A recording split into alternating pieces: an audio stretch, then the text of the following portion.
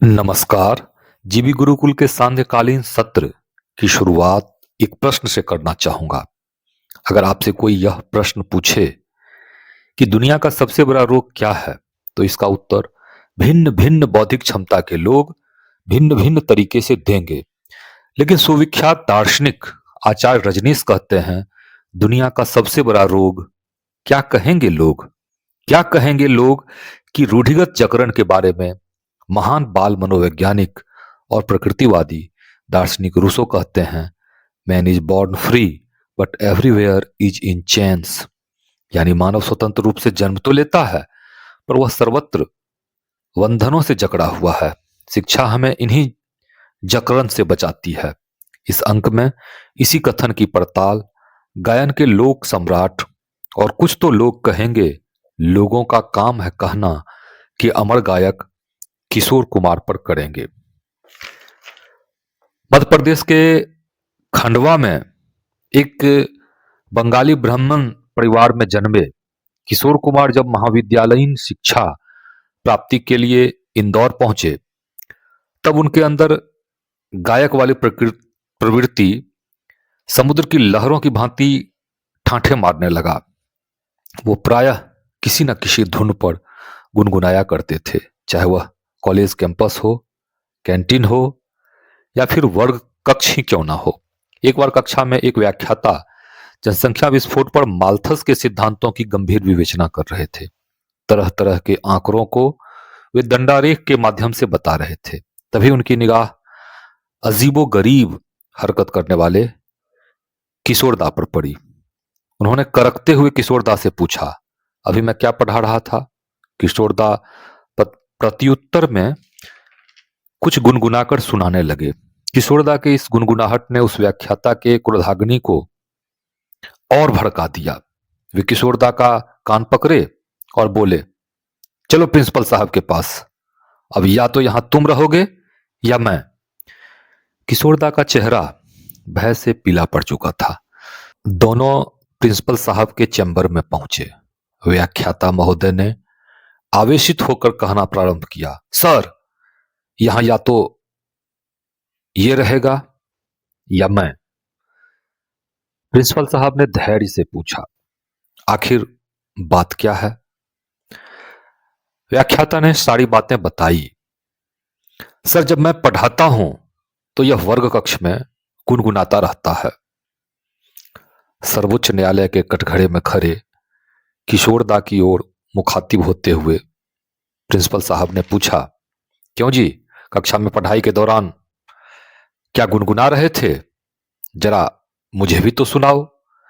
किशोरदा की स्थिति काटो तो खून नहीं।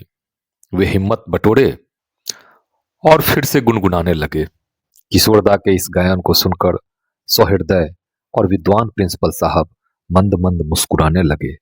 दरअसल किशोर कुमार माल्थस के सिद्धांत में राग तलाश रहे थे।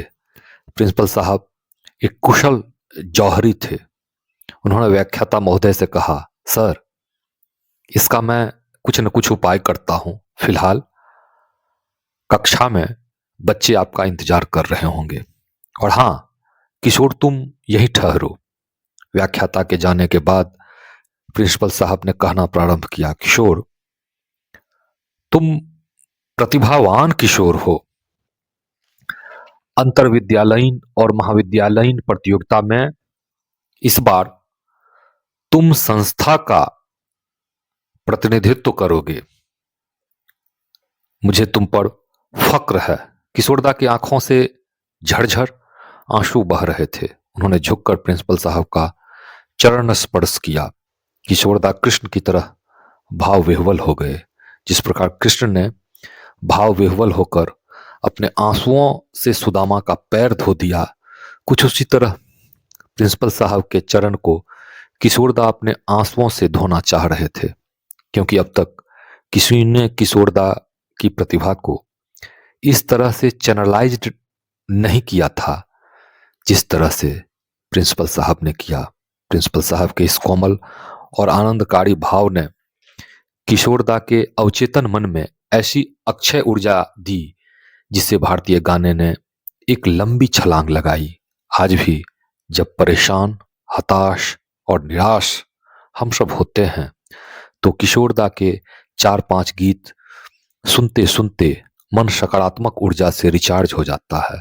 इन प्रकरणों और प्रसंगों के आधार पर क्या आप